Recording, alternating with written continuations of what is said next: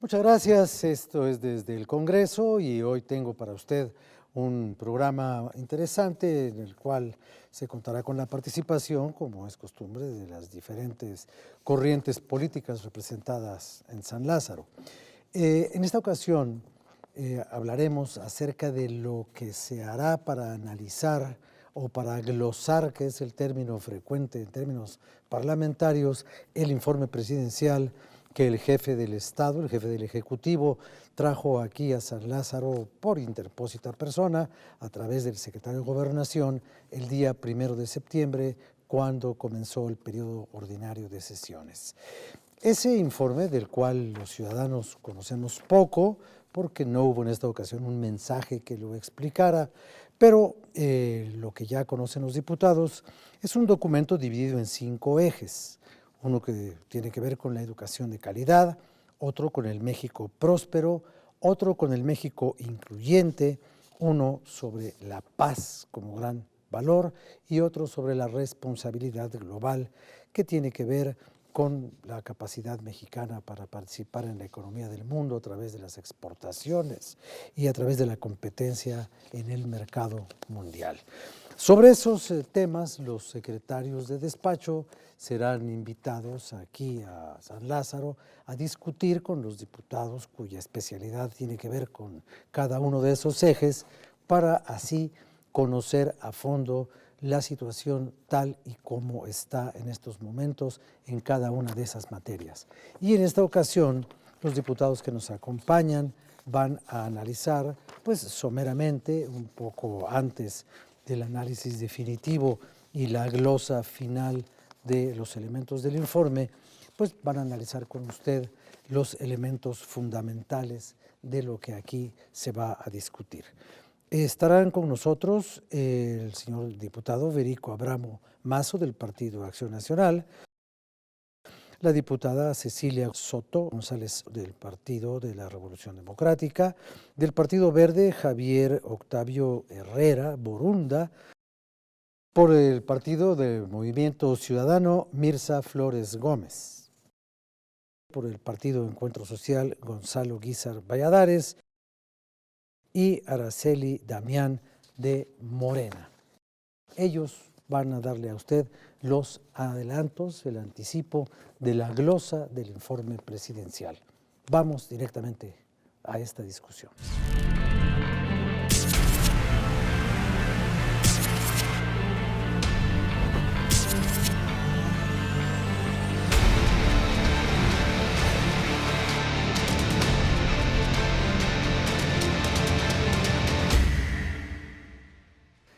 Muchas gracias. Como usted sabe, el día 1 de septiembre fue presentado aquí en la Cámara de Diputados el informe del Poder Ejecutivo, y ese informe necesita, merece y es absolutamente indispensable que sea analizado por los legisladores, entre otras muchas cosas, no solo para conocer el estado de la nación desde el punto de vista del jefe del Estado, sino también para entender por qué se hacen las previsiones presupuestales, entre otros asuntos importantes. Al análisis de ese documento, en el lenguaje parlamentario, se le llama la glosa del informe.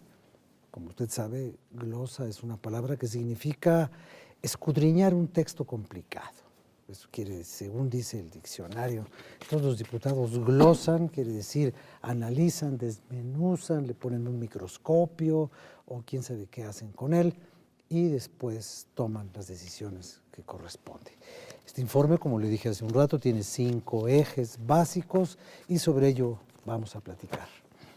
Como aquí a mí esas cosas de lo políticamente correcto no me interesan, yo siempre empiezo con las damas. Por favor, diputada.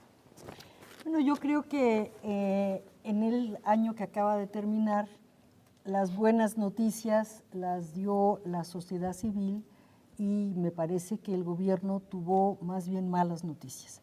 La sociedad civil tuvo buenas noticias porque se aprobó el Sistema Nacional Anticorrupción y porque este año fue el inicio ya de los juicios orales y el nuevo sistema acusatorio.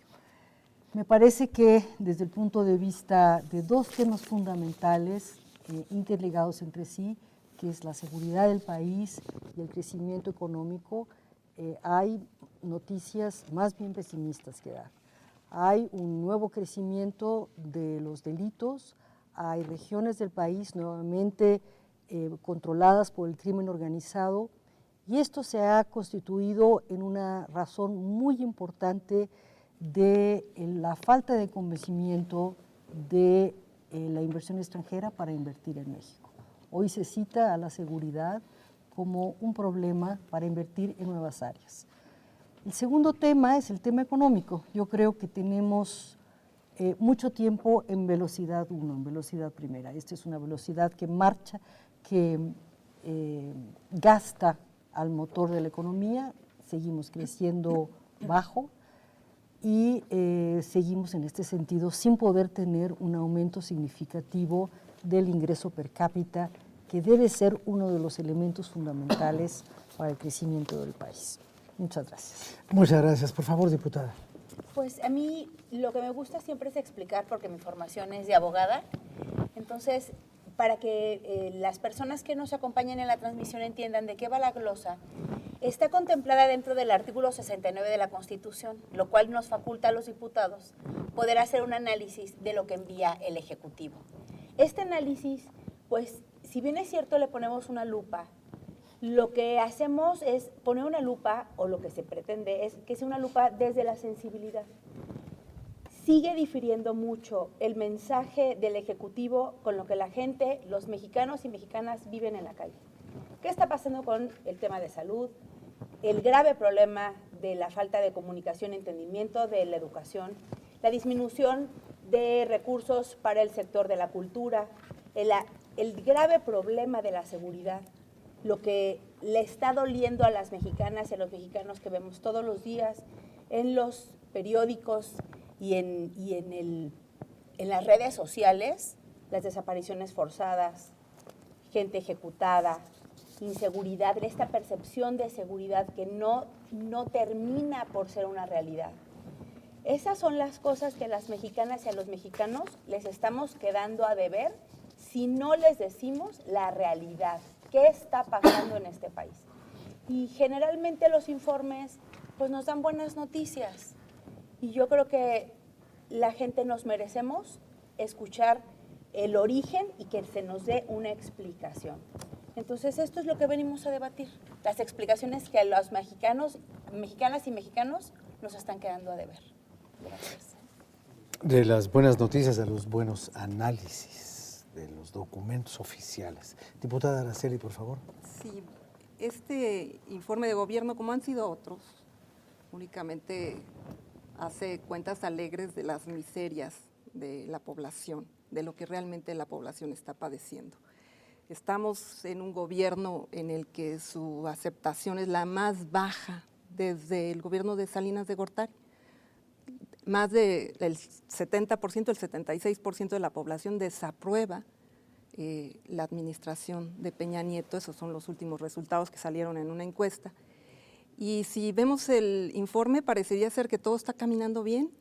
Nos dan cifras realmente ridículas, por ejemplo, de empleo temporal, de guarderías, y eso le llaman ampliación al acceso a la seguridad social, cuando 70 millones de mexicanos no tienen acceso a la seguridad social y los programas sociales no están sirviendo para realmente tener ese objetivo.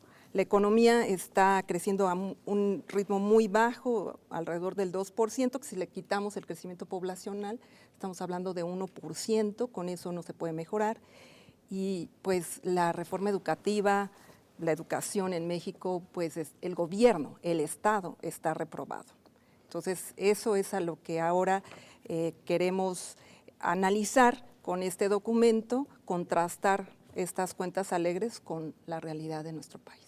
Ahora, una vez que se hace este ejercicio de contraste del que habla la diputada, ¿qué es lo que viene después? Muy bien, ustedes reciben un documento con el que de antemano están francamente en desacuerdo, porque dicen esto pues, no se parece a lo que se dice allá afuera en la calle, o a lo que se percibe en las formas generales de tomar el pulso de la gente, y vamos a analizarlo y vamos a desmenuzarlo y vamos a poner todos sus componentes ahí como un auto desarmado.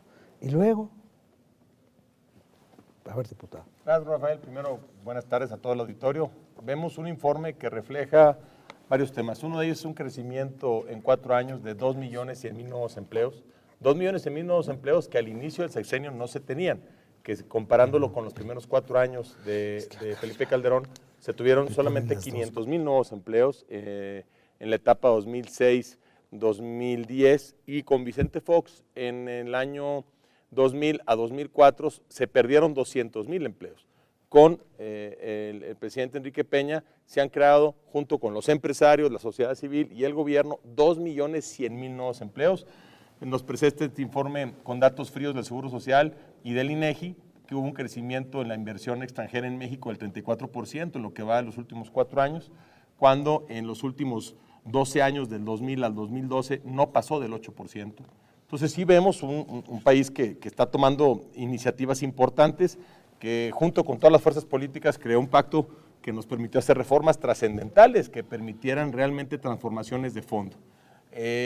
Un país que está trabajando para disminuir los índices de marginación y pobreza con eficiencia, tomando el toro por los cuernos, reconociendo los problemas que tiene el país y diciendo cómo poder arreglarlos, creando programas que no son electoreros, sino son realmente de combate a la marginación social.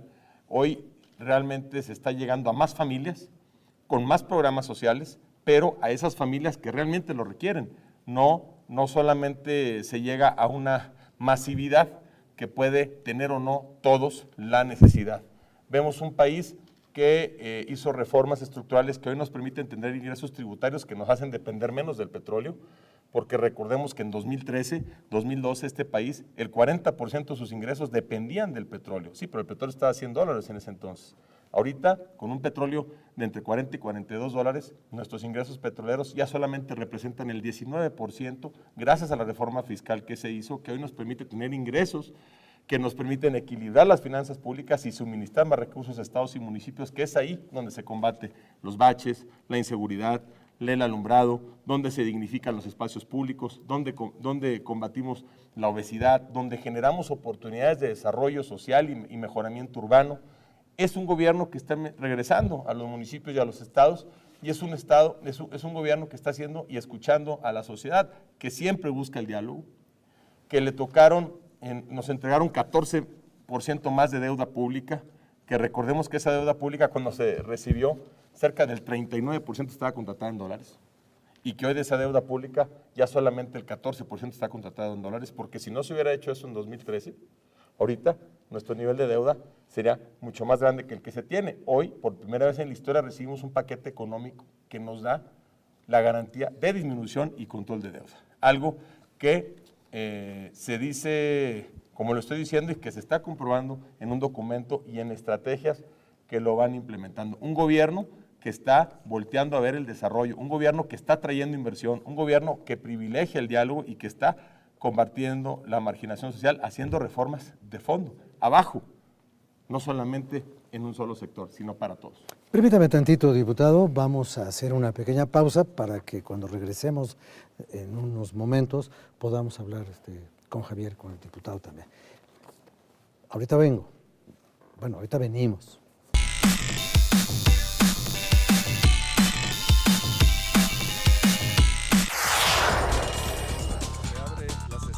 Sigue de cerca el trabajo de los diputados. Infórmate, conoce, entérate y participa. Toda la Cámara en todas las redes. Sesiones en vivo, Facebook, comisiones, eventos, Twitter y noticias. Videos, YouTube, imágenes, Flickr, podcast, SoundCloud. Cámara de Diputados, 63ª legislatura.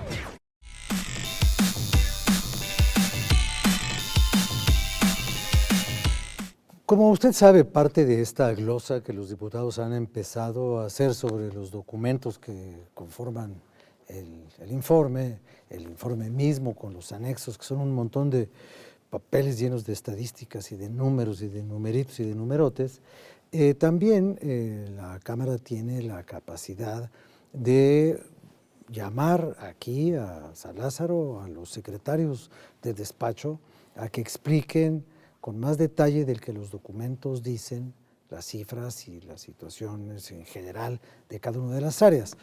Y en estos 5 ejes sobre los cuales se ha dividido el contenido del informe, yo no sé, diputado Herrera, si ya se giraron las invitaciones, solicitudes o peticiones, o como se les llame, para que vengan aquí los responsables y que el señor Nuño hable de la educación y que el señor Mid hable de las cosas financieras. Y ¿cuándo van a venir? Mira, Rafael, bueno, ¿Vienen al pleno? ¿Vienen a comisiones? ¿Qué pasa con eso?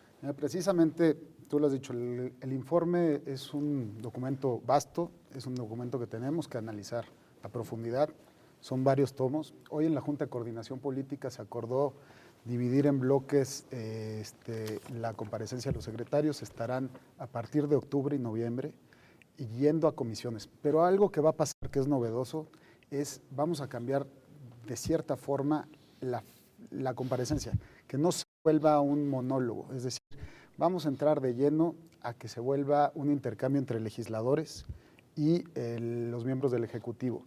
Quitarle la parte de la ponencia que hace en un principio el funcionario invitado para que de ahí nosotros podamos entrar de lleno a la materia, que es lo sustantivo.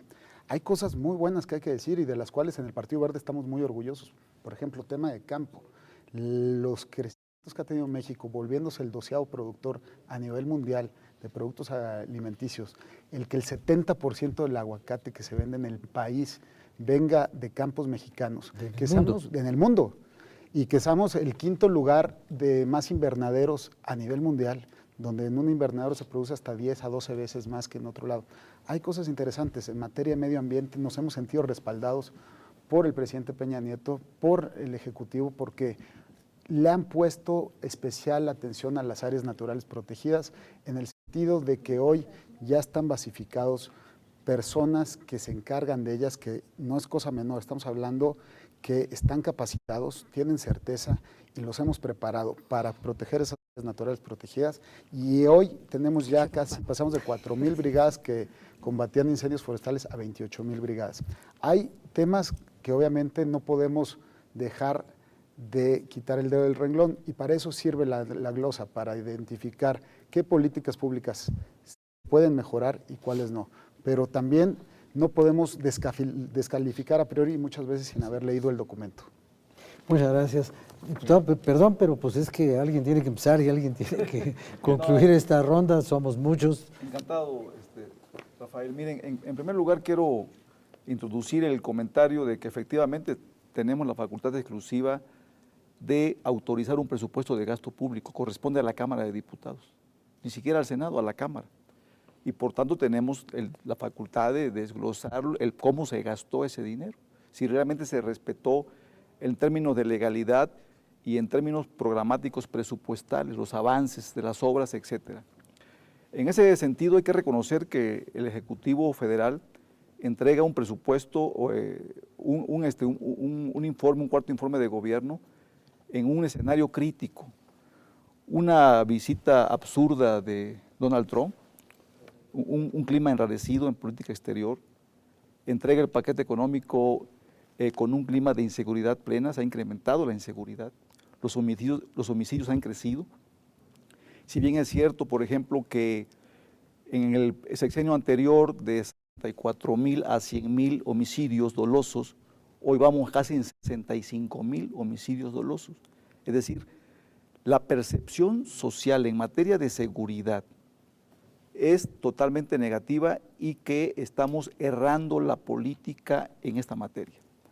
En materia económica hay que dar un reconocimiento, digamos, al cuerpo técnico del Ejecutivo, en nuestro caso, el hecho de que en sexenios anteriores el 34%, más del tercio del ingreso fiscal era derivado del petróleo. Hoy solamente el petróleo significa el 8% de los ingresos fiscales. ¿Qué significa esto? Bueno, que sí es cierto, eso hay que reconocerlo. Hubo una política responsable, se amplió la base tributaria, sin menoscabo, desde luego, y reconociendo también que existen contribuyentes VIP, es decir, existen contribuyentes, pese a que se amplió la función del SAT, fue eficiente, sí sigue existiendo evasión fiscal, amigos que nos ven y nos escuchan, sigue habiendo impunidad en este país, sigue habiendo diferenciación entre los que ganan más, pagan menos, y debe ser todo lo contrario. Hay empresas muy grandes en este país que pagan en cero, su declaración es en cero, o pagan 800,000 pesos de impuesto. Ya en su momento hablaremos del tema en específico, pero eso no puede haber contribuyentes VIP. Ahora, con este entorno crítico que se recibió el cuarto informe, tenemos que reconocer también que el crecimiento económico, que es muy bajo, se manejó en el pacto que iba a crecer 4 a 5% del Producto Interno Bruto, con trabajo el 2%, y si le quitamos precisamente el incremento poblacional, creo que quedaría un poquito mermado ese crecimiento documentado. Siento que la desigualdad se ha crecido. Y al haber desigualdad, porque el crecimiento económico en sí mismo no garantiza una igualdad, al contrario, un crecimiento económico sin regulación, sin un ámbito de justicia social, puede generar explotación. Cada vez son menos los ricos y más los pobres, lo que está pasando en México. Estadísticamente ahí está. Entonces yo creo que ahí está el escenario. Mi primer comentario va en el sentido de que nos quedan a deber. Muy bien, muchas gracias. ¿Quería usted comentar algo, diputada? Sí, bueno, yo creo que aquí los compañeros del Verde y del PRI hacen unas cuentas demasiado alegres, ¿no? Por ejemplo, esto del empleo, esa creación del empleo, en realidad 1,5 millones se trata de los que se regularizaron, pero además el empleo debe de crecer a más de 1 millón de empleos al año, es decir, que nos deben empleo. Otras cosas que no se dicen en el informe son los gasolinazos, y es lo caro que pagamos los mexicanos de gasolina, 14 pesos, y en Estados Unidos está a 9 pesos la gasolina, y de ahí es de donde ahorita el gobierno se está financiando para esta cuestión, en donde ni siquiera hay una reducción de la pobreza, en donde la Cruzada contra el Hambre se comprometieron a atender a 7 millones de personas y solamente han atendido a 4, además de que la pobreza, la carencia de hambre afecta a 57 millones de personas en este país. Y la otra cuestión es que estos éxitos de la agricultura, somos dependientes de la importación de maíz, de arroz, entonces no está dando resultado la inversión en agricultura, y además ahora el recorte del presupuesto viene precisamente en estas áreas neurálgicas: salud, educación, desarrollo social, y la otra, las áreas naturales, le quitaron la mitad del gasto en 2 años a la Secretaría de Medio Ambiente. Dice que están comprometidos con el medio ambiente, es absolutamente falso. Y siguen también permitiendo, por ejemplo, a las mineras extraer y pagan nada o casi nada de impuesto y destruyen el medio ambiente y no hay forma de recuperarlo. Ese es el informe, lo que no está en el informe y lo que no vemos en estas cuentas alegres. Bueno, tenemos 3 minutos de este bloque. Si quiere el diputado, por alusiones, muy rápido, ¿no? Dicen nada más. así. Es que es una empiece. es un Nada más que en 2 desconocimiento. minutos vamos a cortar Rápido, para hacer sí. una pausa y luego seguimos. Sí, ¿no? es que se nota que no ha leído el informe. Dice que se está financiando de parte de las gasolinas, cuando al revés. El informe lo que dice es que se erogó más de 150,000 millones de pesos en subsidio a la gasolina. Es totalmente falso lo que dice la diputada. 2, tenemos superávit. IEPS, Tenemos por Dios. superávit comercial por primera vez en la historia, en la venta de exportaciones de lo que producimos del sector primario a lo que importamos. Nunca antes, en 8 años, había habido ese superávit. Yo quisiera A agregar, ver, sí, cómo no. también por Y lo ahorita mismo, regresamos con nomás usted. estos son los gasolinazos del 2006 al 2012, son datos del INEGI. Son 44% de los incrementos cuando estaba 8 pesos, fue a 12, para que nos demos una idea. En este gobierno se puso una banda el año pasado, que votamos todas y todos los diputados, para poder garantizar que no hubiera un incremento mayor al 3 ni menor al 3 sobre el valor del peso del petróleo. Otra cosa que quisiera agregar es que se ha tan solo en el mes de julio se vendieron 137,000 nuevos vehículos. Eso quiere decir que el nivel adquisitivo de los mexicanos está mejorando. Por primera vez en 25 años, el poder adquisitivo es mayor a la inflación. Es la inflación más baja de los últimos 20 años, y eso está documentado, eso no es una cuenta alegre, eso está documentado en los diferentes informes y en los informes que da el INEGI, el Banco Mundial, el Fondo Monetario Internacional, el Banco de México. Tenemos una inflación promedio del 2.73, está planeada para el próximo año no mayor al 3%. Tenemos un crecimiento económico sin contemplar petróleo del 4.7% acumulado. Mientras Brasil está quebrando, trae un decrecimiento de menos 3%, Venezuela está en quiebra por políticas populistas que buscan regalar todo sin producir nada. México está creciendo y está generando empleo y está generando desarrollo y está generando infraestructura, está combatiendo a la pobreza y está invirtiendo en la educación. Muy bien, bueno, pues vamos a hacer una pausa, después regresamos para continuar con este debate, ahora que nos toca la oportunidad de escuchar a Miguel Reyes Razo con su intervención semanal en esta serie. Ahora regresamos.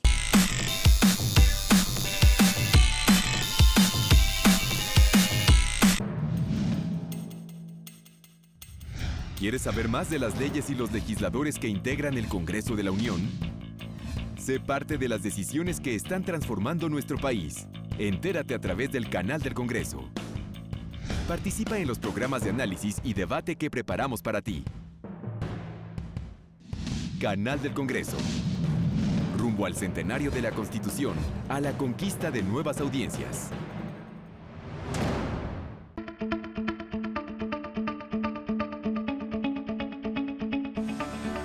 Pues ya estamos en septiembre, en el llamado, y así nos lo enseñan desde las primeras letras, en el llamado mes de la patria.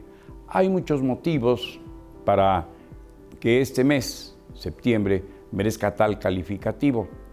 Entre otras cosas, pues es la celebración de un aniversario de la independencia, el día 15. Se recuerda a los niños héroes de Chapultepec el día 13.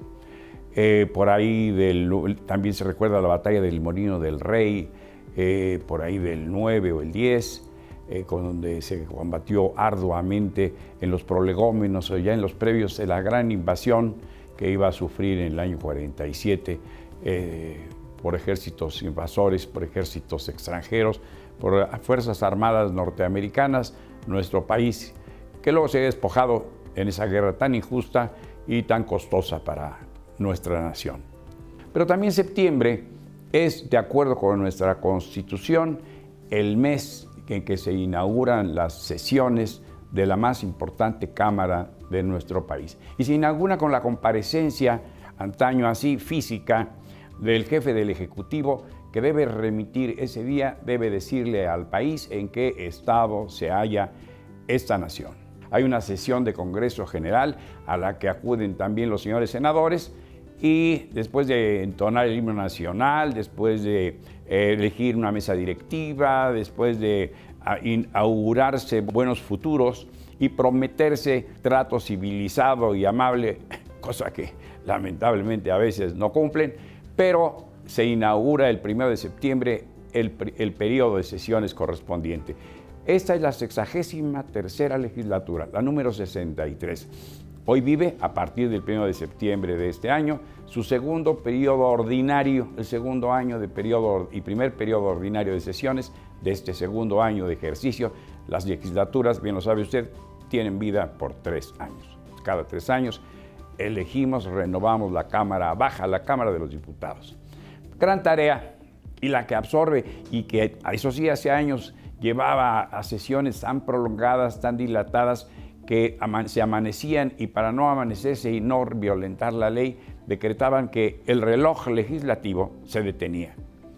Es decir, podían transcurrir varios días y seguía el reloj legislativo detenido en la fecha límite para entregar el documento, el presupuesto de ingresos y egresos de la Federación para el año siguiente. Es decir, una de las principales tareas, y es exclusiva de la Cámara de los Diputados. ¿Cómo vamos a recaudar?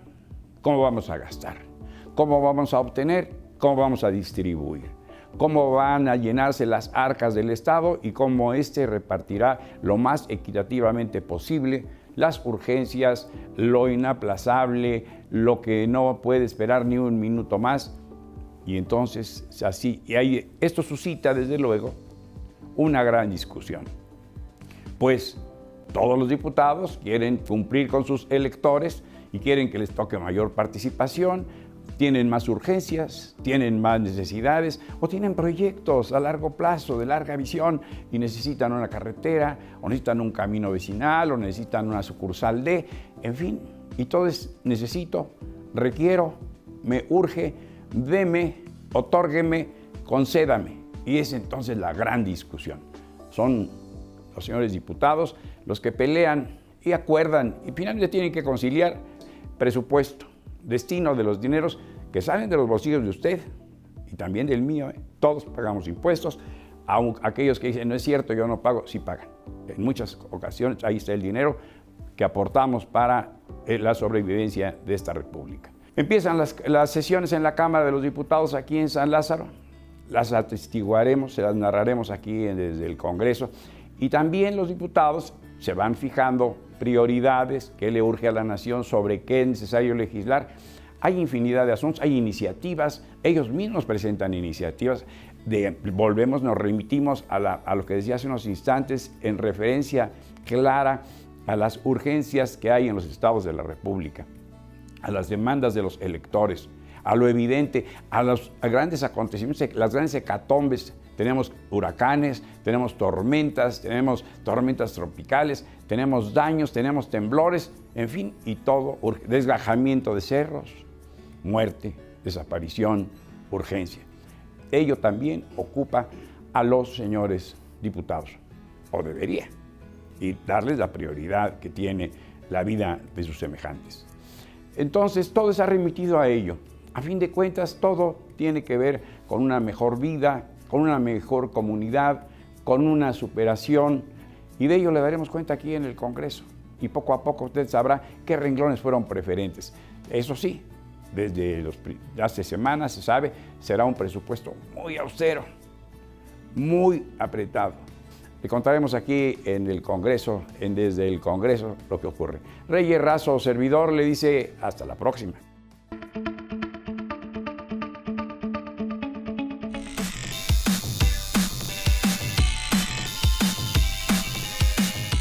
Mientras estábamos en el corte, hubo aquí una vehemente petición para el uso de la palabra. Diputada.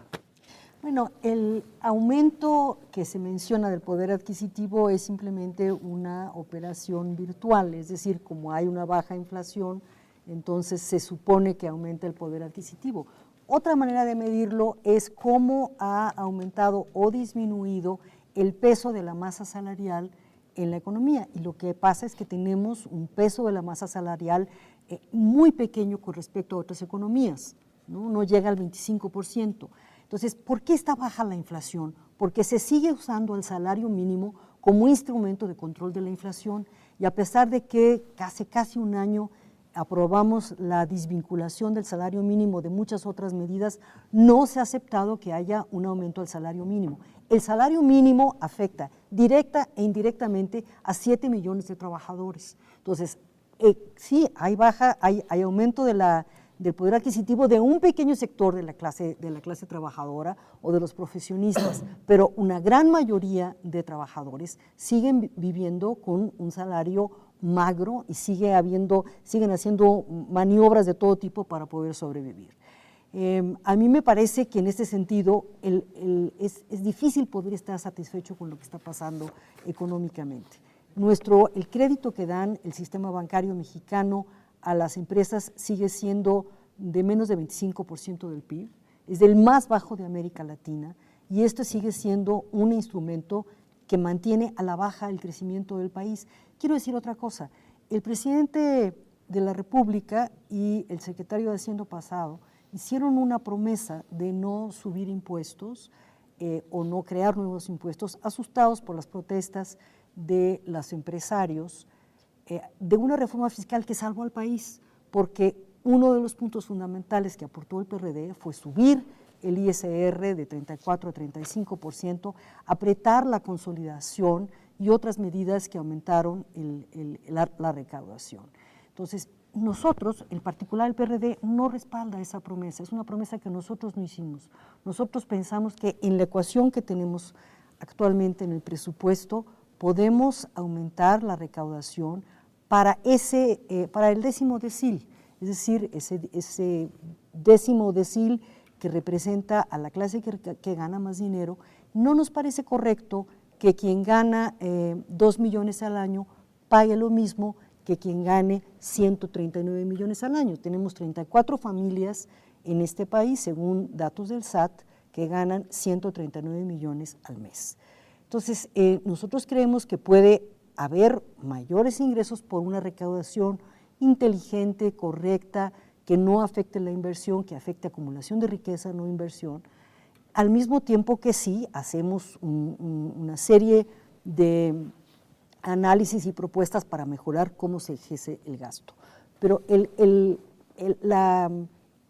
digamos, el leitmotiv de que hay que hacer un ajuste brutal del gasto para poder satisfacer a las compañías calificadoras, nos parece que es algo que debe revisarse, y debe revisarse cambiando los términos de la ecuación. Ahora, este ajuste del gasto, estos 260 y tantos mil, 234 mil, que según algunos puede llegar por diferentes ajustes posteriores a 300 mil millones, ¿es una estrategia o una necesidad? O sea, que aparte de todo… Si usted está metido dentro de la caja, es una necesidad. Si te sales de la caja, es una estrategia equivocada. Ahí con todo ¿Y cuál es el caso real? Porque el caso yo real no es sé. que las cifras macroeconómicas ponen a México en una etapa de crecimiento y de competitividad. Como hemos venido creciendo, y debido a la crisis mundial que venimos arrastrando desde 2008, México está tomando está haciendo previsiones que le garanticen un ahorro para evitar una inflación. Las calificadoras lo acaban de decir hace poco, o ayer Standard & Poor's ratifica que sí, y felicita un párrafo que luego no leemos, pero ahí en su informe de 15 párrafos, en uno de ellos dice, la propuesta del paquete económico se ve con buenos ojos porque garantizará baja inflación y buen manejo de las finanzas públicas y se cumple en su totalidad. Primera vez en 8 años que tenemos un presupuesto superavitario. ¿Qué quiere decir esto, amigas y amigos en casa? Que si el gobierno va a cobrar 100 pesos, no va a gastar más de 94. Y el resto lo va a abonar a disminución de déficit, y eso va a hacer que en el presupuesto está planteado bajar de 50.5 que se tiene en deuda país a bajarlo a 50.2, algo que vemos del que no se Producto viene Interno, haciendo. Sí, así 50 del PIB. Y eso es algo que lo hicimos pero con responsabilidad. sería importante bien qué tan bueno fue el análisis de Standard Poor's en 2008 y en 2009. Pero además, Es decir, Standard Poor's no vio para nada la supercrisis que se venía. No vio venir además las ha para bajado nada. la Tenemos, categoría de México, la deuda de México está colocando al país en una situación más riesgosa, y eso lo están diciendo las calificadoras internacionales. Y es este gobierno, precisamente el del PRI, el que ha aumentado en mayor proporción la deuda del país. duplicó. Es realmente mentira. están, no, Sí. ustedes están, Se lo puedo comprobar con datos no, y yo con también fechas. le puedo comprobar La deuda con, que recibe el con- país fue del con datos, 41% en el- 2012. No, pero bueno, 34%. y ahora es el 14 puntos se nos hereda 50% del del gobierno de PIB. Felipe Calderón, de los ahorita cuales 5 estamos- puntos de eso fue estamos- deuda a proveedores que no pagaron, que pero- tuvo que pagar este gobierno. Pero además la cuestión de yo No quería está el hacer PAN aquí una para defenderse. Pero también hay que decirlo. quería aclarar además esta cuestión de el poder adquisitivo también, este aumento del poder adquisitivo y la creación de empleos. Sucede que en lo que va de este sexenio ha aumentado el número de empleos, pero que ganan Precarios. un solo salario mínimo, mientras que los que ganan 5 o más ha disminuido. O sea, lo que han hecho es pauperizar el nivel en el que se están generando los empleos. Y estamos en una situación que dicen que vamos mejor, pero el 70% de la población considera que la pobreza aumentó en este país, un porcentaje muy similar a la inseguridad. Pero Estamos ahora- en una situación de inseguridad Ahora también y estamos en pobreza. una situación muy rara, porque yo escucho que decían, los abuelitas decían eso, ¿no? Cada cabeza es un mundo. Y yo ahora lo que veo es que cada cabeza es una estadística, cada cabeza es una encuesta, cada cabeza es un INEGI, cada cabeza es un Ceneval, cada cabeza dice lo que quiere. Y yo no sé si usted sí sabe qué está pasando, diputada. No, lo que pasa es de que las encuestas y las estadísticas, los resultados los arrojan según lo que quieren enterar. Yo lo que quiero es que a esas familias que mi compañero diputado les está hablando con estas buenas noticias, vengan y nos digan en realidad si han visto un superávit, si mejoró su economía en casa, si mejoró la seguridad de sus colonias, si se sienten con más confianza de ir a una atención de salud digna. Bastaría que, diputado, tú y tus compañeros que alaban el informe se dieran una vuelta por las colonias de nuestro país, visitar nuestros municipios. Yo te invito a que vengas y me acompañes a mi distrito 6 en Zapopan, en donde se puede ver claramente el empobrecimiento de todo el sector del campo. Zapopan era la zona productora de maíz de mayor índice de producción, por hectárea, históricamente. Se llamaba la Villa Maicera. Hoy se llama Ciudad Zapopan. Empobrecieron de tal forma los últimos años al campo que no hubo manera de que los campesinos guardaran la tierra para sus hijos. Sacrificaron la venta vendiéndola. Y si tú te acercas al campo en el Distrito 6, en Jalisco y en el país, te vas a encontrar con campesinos pobres, con campesinos que no pueden vender su producción porque la semilla les cuesta más cara que lo que les compra en el mercado su producción. Esa es la verdad de lo que está pasando en el país. Esa es la verdad de lo que la gente siente cuando se sube al transporte público y es indigno, cuando camina en sus colonias. Ya vamos a dejarnos, como usted decía, de cada cabeza es una estadística. Vamos a escuchar a los mexicanos. ¿Qué dice la gente en la calle? ¿Cómo lo viven?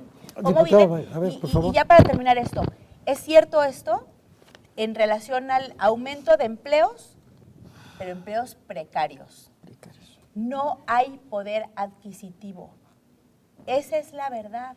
Sí, seguramente hubo un mayor aumento en la compra de vehículos. ¿Quiénes los están comprando? ¿En dónde está el sector que está comprando vehículos? ¿Por qué 70 millones de mexicanos están hablando de otra realidad? Eso es lo que tenemos que analizar. Sí, nada más. Aquí tenemos el problema de los cortes y de la distribución del tiempo. Tenemos 1 minuto 50 segundos, poquito menos de 2 minutos. No creo que haya tiempo que en 2 minutos termine el diputado de explicarnos todo lo que quiere. Y a mí me gustaría aquí hacer un pequeño comentario para ajustar el tiempo del corte. Y yo comentaría esto. Yo veo diagnósticos totalmente encontrados, visiones totalmente diferentes de los grupos parlamentarios, lo cual es obvio en un parlamento donde hay partidos de posición, que son los partidos afines al gobierno, y partidos de oposición. Lo que a mí me gustaría saber es muy bien, una vez que todo esto se termine, una vez que llamen a los secretarios, una vez que hablen, que discutan, que no sé qué va a pasar? ¿Se va a modificar el rumbo del país a partir de una discusión sobre un presupuesto recortado, insuficiente, con todas las cosas que ustedes ya han dicho? ¿O vamos a seguir pues, por el único camino que tenemos, porque el tren no se puede cambiar de vía porque no hay otra vía? Ahorita regresamos a esta última parte de Desde el Congreso.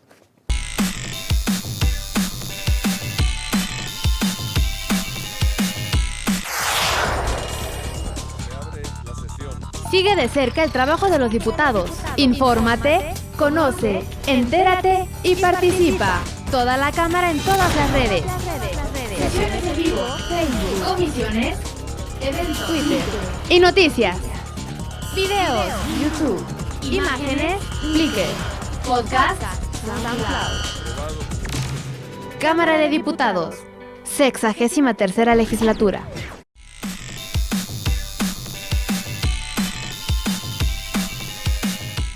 Por favor, diputado. Bueno, en primer lugar, considero que la verdadera realidad la vive el pueblo. Creo que ahí no hay duda. O sea, yo estoy de acuerdo que el gobierno federal trate de practicar las cosas que cuentan para él.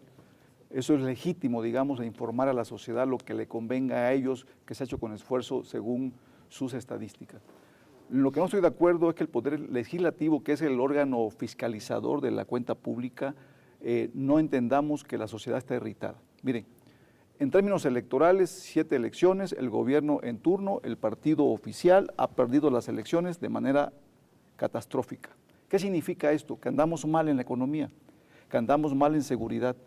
La sociedad no se equivoca, la sociedad ya aprendió a opinar. Ese termómetro electoral que sirve para calificar un buen gobierno o a un mal gobierno, creo que nos da la respuesta clara y contundente. ¿Qué tenemos que hacer, amigos que nos escuchan, que nos ven? Tenemos que ponernos de acuerdo. No se trata de discutir quién endeudó más al país. No se trata de discutir quién le dio mayor crecimiento a los precios de la gasolina. No se trata de discutir quién generó más empleos con escasos salarios mínimos. Se trata de discutir cuál es el modelo que necesitamos para que la sociedad tenga realmente lo que merece. No podemos seguir discutiendo y no podemos seguir defendiendo lo indefendible. Yo partiría de esta premisa. Si todos participamos en un proyecto de gasto público, como es ahora la discusión que viene en la Cámara, con responsabilidad, sin afectar el gasto social, que es el gasto para combatir realmente la pobreza, no para subsidiar la pobreza, para combatir la pobreza. El método está en subsidiando la pobreza y subsidiar es muy caro. Educar a un pueblo es caro, pero es mucho mayor inversión a futuro. Ahí tenemos que cambiar el método, tenemos que abatir la pobreza, no se ha podido. En segundo lugar, la educación de calidad. Por supuesto que estamos de acuerdo con una educación de calidad, por supuesto que no podemos ser rehén de los maestros, pero también darle los derechos que exigen los maestros mínimos indispensables. Considero que haya fallado la comunicación. ¿Van a llamar al secretario de Educación en esta ronda de presentaciones? Es parte de la glosa, Rafa. Y entonces, si nosotros nos ponemos de acuerdo con responsabilidad, con ética, rescatamos principios, valores, para analizar el tema del cuarto informe de gobierno, creo que podemos aportar. Tenemos que construir, o sea, no podemos destruir, no podemos pensar, desde mi punto de vista, como Partido de Encuentro Social, no podemos pensar que destruyendo a una institución vamos a ganar nosotros. Destruyendo a la institución perdemos todos. Y por supuesto que tampoco podemos pensar que negando una realidad nos vamos a mantener en el poder. No podemos negar una realidad. La realidad es fracaso en lo económico, fracaso en materia de seguridad y se necesita entonces un liderazgo. Un liderazgo que sume voluntades, que sume inteligencia, que sume actores políticos para evitar que se destruya a nuestro país que tanto queremos y que tanto merece la sociedad en armonía y en paz, como dice un eje del informe, ¿no? Que es México en paz. México en paz y seguridad y todo esto, ¿no? Bueno, yo quisiera pues decirle a mi compañero Gonzalo que espero que se mantenga, porque en las discusiones, a final de cuentas, todos los partidos terminan aprobando un presupuesto dañino hacia la sociedad. Morena ha presentado propuestas para hacer un ahorro de más de 400,000 millones de pesos. Y que podrían destinarse, cambiar el gasto de tal manera que se apoyara el desarrollo económico, el desarrollo social. Hay un recorte, por ejemplo, en la inversión productiva en este presupuesto que nos están entregando, que a final de cuentas es sacrificar la posibilidad de producir empleos. Y la otra cuestión es que, por ejemplo, Pemex tiene 40% sus plantas de producción de gasolina y entonces estamos importando gasolina en lugar de producirla aquí y finalmente terminamos comprando gasolina. La otra cuestión es que, por ejemplo, el aeropuerto internacional se presupuestó con 110,000 millones de pesos y de un año a otro, sin ninguna explicación, nos están pidiendo 180,000 millones de pesos. ¿Por qué es tan caro? ¿Por qué crece tanto? Ahí es donde están los problemas. A final de cuentas, el sistema anticorrupción no ha funcionado. Todas las investigaciones que se han hecho, a final de cuentas, no hay nadie en la cárcel y además de muy poquitos los casos en donde se multa a un funcionario por el mal uso de los dineros públicos, y estamos en las casas blancas, en los marinalcos, en una serie de situaciones de corrupción que la sociedad las ve, las vive todos los días y no se hace nada realmente. Muchas gracias. Las diputadas, ¿quiere? ¿Usted quería agregar algo, diputada? Sí, nada más para cerrar. La verdad es que México estamos viviendo una crisis, y lo dijimos el 6 de septiembre desde la fracción de Movimiento Ciudadano, de credibilidad. Eso es una realidad. La política interna ha fracasado. El precio del petróleo, el precio de la gasolina, el precio del dólar, el poder adquisitivo de las familias, la desigualdad entre los mexicanos, la brecha de género, sigue sin superarse una brecha de género. Sigue habiendo programas sociales asistencialistas que, lejos de frenar la brecha de género y la violencia en contra de las mujeres, niñas y niños, se ha acrecentado. No hay mediciones. Nadie está contabilizando en dónde están esos recursos para saber si están funcionando. Los programas sociales y la ayuda o el combate a la violencia no está siendo efectivo. Esa es una realidad.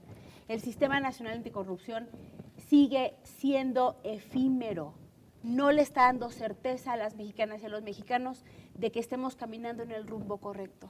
Esa es la verdad. Al margen de las buenas noticias que da un informe que le debe a los mexicanos, lo que la gente de a pie está viviendo todos los días tiene que ver con poder adquisitivo, con seguridad y con salud. Es donde más está lastimada la familia mexicana. Gracias, sí, por favor, diputada Yo simplemente Soto. quisiera plantear que el Sistema Nacional Anticorrupción todavía no termina de instalarse, todavía no tenemos el fiscal, es decir, por favor, no matemos al niño antes de que nazca.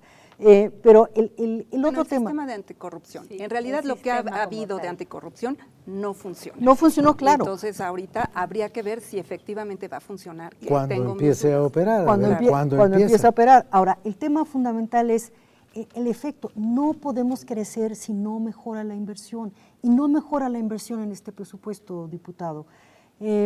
Por ejemplo, el Fondo Metropolitano. El Fondo Metropolitano disminuye 70%.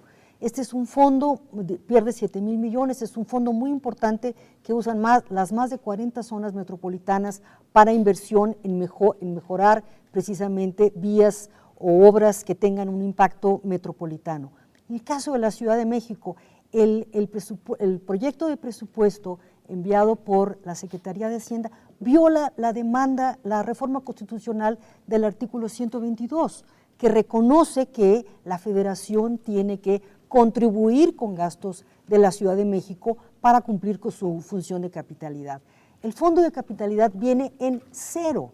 Del fondo de capitalidad se financia parte del Metrobús, del sistema de aguas y las 15,000 cámaras de seguridad que utiliza la ciudad para mejorar la seguridad, para cumplir mejor con su función de capitalidad.